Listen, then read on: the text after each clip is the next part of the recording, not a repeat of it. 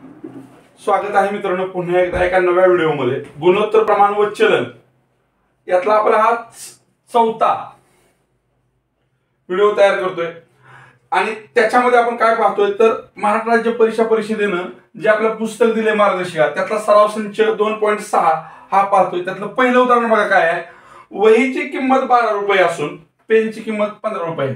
आपल्याला दोन राशी दिलेत, वहीची किंमत आणि पेनची किंमत। तर वहीच्या किमतीचे कशाला लागले, वहीच्या किमतीला लागले। पेनच्या किमती सी, कशाच्या किमतीला सी लागले तर पेनच्या। म्हणजे पहिल्यांदा काय घ्यायचं आहे, वहीची किंमत घ्यायची आहे। वहीची किंमत आहे 12 रुपये आणि पेनची किंमत आहे 15 रुपये। आता गुणोत्तर काढा असा प्रश्न आपल्याला, आणि गुणोत्तर म्हणजेच काय, दोन राशींची भागाकाराच्या रूपात केलेली तुलना। आता भागाकाराच्या रूपात आपण तुलना करालोय, परंतु पुढे आपण असं शिकलो होतो, पहिल्या व्हिडिओमध्ये सांगितलं होतं की मूलभूत संकल्पनामध्ये गुणोत्तर हे नेहमी अतिसंक्षिप्त रूपात लिहितात। मग याला अतिसंक्षिप्त रूप देऊ शकतो आपण 3 चौक 12, 3 पाचे 15। म्हणजे या प्रश्नाचं उत्तर 4/5 किंवा 4/5 असं गुणोत्तर असणार आहे। गुणोत्तर या चिन्हाने दाखवतात। पर्याय क्रमांक 2 हा या प्रश्नाचं योग्य उत्तर असेल। मित्रांनो दुसरं उदाहरण आपल्या समोर आहे, पहिल्या राशीचे दुसऱ्या राशीची चे पहिल्याला आले, सी दुसऱ्याला आले, गुणोत्तर किती। गुणोत्तर म्हणजेच भागाकाराच्या स्वरूपात तुलना, आणि ते दाखवताना आपण हे चिन्ह वापरतो। आता मात्र पुढे आपण मूलभूत संकल्पना शिकत असताना शिकलो की ज्या दोन राशींचा आपल्याला गुणोत्तर काढायचा आहे त्या दोन राशी त्यांचं एकक समान असलं पाहिजे। ह्या पहिल्या राशीचं एकक आहे सेकंद आणि दुसऱ्या राशीचं एकक आहे मिनिट। मग ह्या दोन राशींचं एकक आपल्याला समान करून घ्यावं लागेल। मग 1 मिनिट याचं रूपांतर आपल्याला सेकंदात करावं लागेल।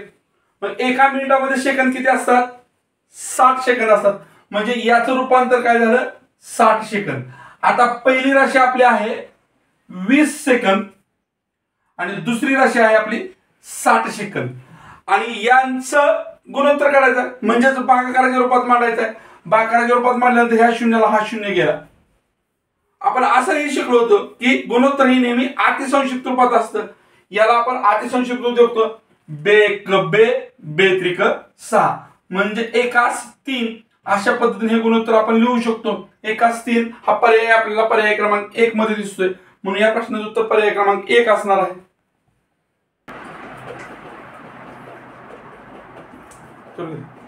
बघा दुसऱ्या राशीचे चे कुठे आले, दुसऱ्या राशीला, म्हणजे सुरुवातीला आपल्याला काय घ्यावं लागणार, दुसरी रास। इथं दोन राशी दिले जातात, 2 किलोग्राम आणि 500 ग्राम। पहिल्या राशीची पहिली राशी 2 किलोग्राम आहे पहिल्या राशीची, म्हणजे पहिल्यांदा काय लिहावं आपल्याला, दुसरी रास। दुसरी रास आहे 500 ग्रॅम आणि पहिली रास आपल्याकडे आहे 2 किलोग्राम। हा क्रम कशावरून ठरवला आपण, पहिल्यांदा काय घ्यायचं ते तर चे कशाला लागले, दुसऱ्याला, म्हणून दुसरी रास सुरुवातीला, आणि शी कशाला लागले, पहिल्या राशीला। त्यामुळे यांचा क्रम असा ठरला। आता यांचं गुणोत्तर करायचं आपल्याला। गुणोत्तर म्हणजेच भागाकाराच्या रूपात तुलना, पण गुणोत्तर काढत असताना आणि भागाकाराच्या रूपात तुलना करत असताना यांची एकक काय असायला पाहिजे, समान असायला पाहिजे। यांची एकक इथं ग्रॅम आहे, इथं किलोग्राम आहे, इथं ग्रॅम आहे, इथं किलोग्राम आहे। म्हणजे या किलोग्रामला आपल्याला काय करावं लागेल, ग्रॅम मध्ये रूपांतरित करावं लागेल। मग ग्रॅम मध्ये रूपांतरित करत असताना आपल्याला माहित आहे एका किलो मध्ये किती ग्रॅम असतात, 1000 ग्रॅम असतात। म्हणजे 2 ला जर आपण 1000 ने गुणलं तर 2000 ग्रॅम होतात। म्हणजेच 500 ग्रॅम भागिले 2000 ग्रॅम असं यांचं भागाकाराच्या रूपातली तुलना होणार आहे। आणि परत आपण असं शिकलो की गुणोत्तर हे अतिसंक्षिप्त रूपात लिहायचं असतं। मग आपण यांचा भागाकार देऊ शकतो, ह्या 2 शून्याला हे 2 शून्य गेले, आता उरलं 5 आणि 20। परत आपल्या लक्षात येतं की ह्याला आपण छोटं रूप देऊ शकतो, 5 एक्के 5, 5 चौक 20, म्हणजेच एकास 4 हे याचं गुणोत्तर असणार आहे, पर्याय क्रमांक 3। पुढे उदाहरण असं आहे बघा, पुढील संख्या प्रमाणात असतील तर x ची किंमत किती। आणि मग पुढे आपल्याला संख्या दिली 10, 5, 20 x, आणि ह्या संख्या प्रमाणात आहेत म्हणून सांगितलं। ज्यावेळेस संख्या प्रमाणात असतात त्यावेळेस पहिल्या 2 संख्याचं गुणोत्तर आणि तिसऱ्या आणि चौथ्या संख्येचं गुणोत्तर हे कसं असतं, समान असतं। गुणोत्तराच्या स्वरूपात मांडून घेऊया आपण, 10/5 बरोबर 20/x. आणि ज्यावेळेस दोन गुणोत्तर समान असतात त्यावेळेस आपण शिकलोय या दोन्हीचा गुणाकार बरोबर या दोन्हीचा गुणाकार, किंवा यातली पहिली संख्या गुणिले शेवटची संख्या आणि दुसरी संख्या गुणिले तिसरी संख्या हे बरोबर असतं. त्याप्रमाणे आपण मांडून घेतलं 10 गुणिले x बरोबर 20 गुणिले 5. x ची किंमत काढायची म्हणजे x ला एकटं ठेवलं. 20 गुणिले 5 भागिले हे 10 इथं गुणाकारात असल्यामुळे इकडे आणून भागिले केलं. 10 × 10 10 × 20. त्या दोन्हीचा गुणाकार आला 2×5 10. म्हणजे 10 हा पर्याय आपल्याकडे 4 नंबरला आहे. म्हणजे या प्रश्नाचं उत्तर पर्याय क्रमांक 4 असणार आहे. प्रश्न असा आहे बघा, खाली प्रमाणातील x ची किंमत काढा. म्हणजे ह्या संख्या प्रमाणात आहेत आणि ह्या प्रमाणात असताना ह्या संख्येतील x ची किंमत आपल्याला शोधून काढायची आहे. ज्यावेळेस 4 संख्या किंवा 2 गुणोत्तर समान असतात त्यावेळेस आपण शिकलोय पहिल्या आणि शेवटच्या संख्येचा गुणाकार बरोबर दुसऱ्या आणि तिसऱ्या संख्येचा गुणाकार असतो. मग दुसऱ्या आणि तिसऱ्या संख्येचा गुणाकार इथं किती होतोय? 24 होतोय. 12 × 2 = 24. आणि पहिल्या आणि चौथ्या संख्येचा गुणाकार होतोय 8x. x ची किंमत काढायची म्हणजे x ला आपण एकटं ठेवणार आणि 8 ला इकडे घेणार. का इकडे घेतल्यानंतर भागाकार होणार का? तर इथं दोन्हीमध्ये गुणाकार आहे. 8 × 1 = 8, 8 × 3 = 24. सेकंदाचं उत्तर प्रश्न पर्याय क्रमांक 3. उदाहरण बघा आपल्या समोर काय दिलंय, तांदूळाच्या 3 पिशव्यांची किंमत. पहिली राशी आपल्याला तांदळांच्या पिशव्या द्या आणि दुसरी राशी आहे किंमत. किंमत किती आहे? 2250 आहे. तर तशाच 7 पिशव्यांची किंमत किती असेल? म्हणजे आपल्याला 2 राशी कोणती दिलेत बघा, पिशव्या. कशाच्या पिशव्या त्या? पिशवींची संख्या. आणि दुसरी राशी काय दिली आपल्याला? किंमत दिलेली आहे. बरोबर. मग आता 7 पिशव्या द्या, पिशव्यांची संख्या 3 आहे आणि किंमत आहे 2250. आपण आता जर पिशव्यांची संख्या वाढवली तर आपल्याला द्यावी लागणारी किंमत काय होणार आहे? वाढणार आहे. म्हणजे एक बाब वाढवली तर तिच्याशी संबंधित दुसरी बाब काय होणार आहे? वाढणारच आहे. इथं जर वाढणार असेल तर त्याला आपण काय म्हणतो? समचलन आहे म्हणतो. आणि मग समचलनात कसं असतं? या दोन्हीचा गुणाकार बरोबर या दोन्हीचा गुणाकार असतो. मग आपण हे मांडून घेऊ शकतो 2250 गुणिले 7. आणि आपल्याला x ची किंमत काढायची आहे म्हणून ह्याचा गुणाकार बरोबर पुढे असतो. x गुणिले 3 असतं. पण x ची किंमत काढायची म्हणून आपण डायरेक्ट ही पायरी वगळून हे x बाजूला घेतलं बरोबर म्हणून आणि 3 खाली घेतलं. आता भागाकाराची क्रिया करू. 3 × 1 = 3, 3 × 7 = 21. 1 उरलं, 3 × 5 = 15. 0 उरलं, 0चा भाग दिला. आता 750 गुणिले 7 असं न करता 75 गुणिले 7 करूया आपण. 7 × 5 = 35, हातचे गेले 3, 7 × 7 = 49 आणि 3 = 52. आणि हातला जो 0 आपण मागे ठेवला तो 0 घेतला. 5250 रुपये ही 7 पिशव्यांची किंमत असणार आहे. पर्याय आपल्याला दिलेला आहे, पर्याय क्रमांक 1.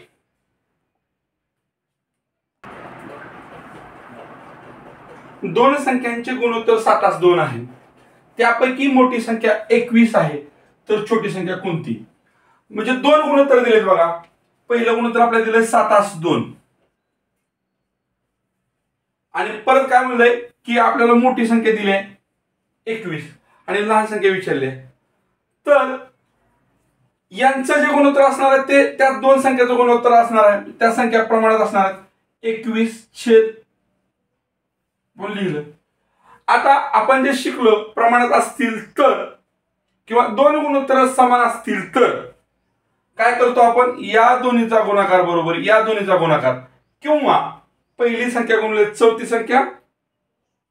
आता हे 21 वरच काय घेतलं बघा, ह्या दोन्हीतलं हे मोठं आहे आणि ह्या 21 ला पण मोठं म्हणलंय म्हणून 21 वर घेतलंय. मग बघूया गुणाकार करून. 21 गुणिले 2 भागिले जर 7 केलं तर आपल्याला x ची किंमत मिळते 3 1 7 1 7 7 3 21 3 गुणिले 2 बरोबर 6 म्हणजे दुसरी जी लहान संख्या आहे ती काय असणार आहे 21 असणार आहे पर्याय क्रमांक 4 एक गाडी एका तासात 24 किलोमीटर जाते वेळ किती आहे आपल्याला राश काय दिला वेळ दिलाय 1 तास आणि जाते किती 24 किलोमीटर दुसरी राश काय दिली आपल्याला अंतर दिलेलं आहे 1 तास दिलेली माहिती आपल्याला आणि अंतर किती सांगितलंय 24 किलोमीटर सांगितलंय आता मात्र तोच वेग आहे पण तिला दिलेला वेळ मात्र कमी आहे किती वेळ दिला तिला 20 मिनिटं वेळ दिलाय 20 मिनिटात किती किलोमीटर जाईल म्हणून सांगितलंय विचारले आता अंतर आपल्याला विचारले वेग मात्र तोच आहे वेग बदललेला नाही आपल्याला दिलेला वेळ कमी केलाय आपल्याला दिलेला वेळ कमी केलाय वेग तोच आहे तर जाणारा अंतर काय होणार आहे कमीच होणार म्हणजे समीकरण कशाचं आहे समचलनाचं आहे चलन कोणतं आहे समचलन आहे आणि समचलनात आपण काय करतो पहिली राशी गुणुले चौथी राशी दुसरी राशी गुणुले तिसरी राशी परंतु गुणोत्तर शिकत असताना मूलभूत गोष्टी शिकत असताना आपण असं शिकलो होतो की गुणोत्तर काढत असताना ज्या राशींचं गुणोत्तर काढायचं आहे त्या राशी कशा पाहिजे समान एककात पाहिजे इथं तास आहे आणि इथं मिनिट आहे मग याला आपण मिनिटात बदलू शकतो म्हणजे एका तासात मिनिटं किती येते 60 मिनिटं येते म्हणजे 60 मिनिटात 24 किलोमीटर गेले तर 20 मिनिटात किती जाईल असा याचा अर्थ होतो आणि मग आपला वेळ कमी केलाय 60 मिनिटावर 20 मिनिटं केलाय अंतर सुद्धा कमीच होणार आहे आणि समचलनात काय असतं तर गुणोत्तर समान असतं म्हणजे त्यांचा भागाकार समान असतो आणि तो काढण्यासाठी आपण काय करतो पहिली संख्या गुणिले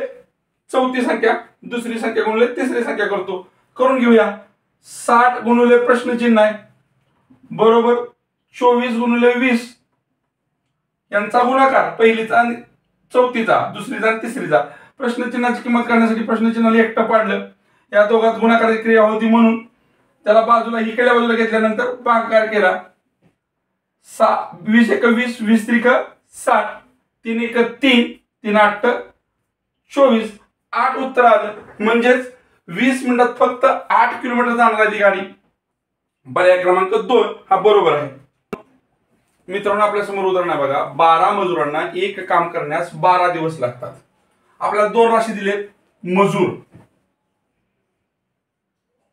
आणि दिवस 12 मजूर आहेत आणि त्यांना ते काम संपवायला 12 दिवस लागतात पण पुन्हा काय केलं तेच काम करायचं आहे पण मजुरांची संख्या कमी केली आहे 8 मजुरांना म्हणते आता मला सांगा ज्यावेळेस 12 मजूर होते त्यावेळेस ते काम संपायला 12 दिवस लागले पण आता मजुरांची संख्या आपण कमी केली आहे म्हणजे ते काम संपायला लागणारे दिवस वाढणार आहेत का कमी होणार कमी होणार आहेत काय होणार आहे वाढणार आहेत म्हणजे कमी केली एक बाब कमी केली तर त्याच्याशी संबंधित दुसरी बाब काय व्हायला लागले वाढायला लागले बरोबर मग अशा वेळेस हे समीकरण कशाचं असतं आपण म्हणतो व्यस्त चलनाचं असतं कशाचं असतं व्यस्त चलनाचं आणि मग व्यस्त चलनामध्ये काय स्थिर असतो तर पहिल्या 2 राशींचा गुणाकार स्थिर असतो पहिल्या 2 राशींचा गुणाकार स्थिर असतो आणि मग आपण त्याच्यावरून आपल्याला जी माहित नाही ती रास काढू शकतो म्हणजे इथं काय होणार इथली रास आपल्याला माहित नाही मग आपण काय करतो पहिल्या 2 राशीचा करू मजूर गुणिले दिवस 12 गुणिले 12 भागिले 8 गुणिले प्रश्नचिन्ह किंवा x मानू आपण त्याला ह्याची किंमत काढायची म्हणजे ह्याला इकडे बाजूला घेऊया 12 गुणिले 12 भागिले 8 बरोबर प्रश्नचिन्ह आहे 4 दुने 8 4 त्रिकोण 12 बेक बे बेसाही 12 6 आणि 3 चा गुणाकार आला 18 किंवा हे गणित तोंडी कसं सोडवणार बघा व्यस्त आहे. पहिल्या दोन राशींचा आहे असा गुणाकार, 12चा गुणाकार 12 बरोबर 12चा वर्ग 144. आणि 144ला जर लगेच पटकन आपण 8 न भागलं किंवा 144 या दिलेल्या कशाच्या पाड्यात आपण बघितलं तर आपल्याला लक्षात येईल 18च्या पाड्यात आहे. 8 एके 8 8 एके 8 उरले 6, 6च्या पुढे 4 घेतले 8 8 64, उत्तर आलं 18. अशा पद्धतीने आपण हे उत्तर काढू शकतो. पर्याय क्रमांक 3. मित्रांनो, आज आपण मार्गदर्शिकेतील सराव संच 2.6 यातील काही उदाहरणं बघितली आहेत. उर्वरित उदाहरणं आपण उद्याच्या किंवा नव्या व्हिडिओमध्ये पाहणार आहोत. तर नक्की नव्या व्हिडिओसाठी भेट द्या, उदाहरणं समजून घ्या आणि तुमचे गुण वाढवा, स्पर्धा परीक्षेतलं यशाची हमी वाढवा. व्हिडिओ आवडला असेल तर नक्की लाईक करा, चॅनल सबस्क्राईब करा, आपल्या मित्रांना या चॅनलविषयी माहिती सांगा. धन्यवाद.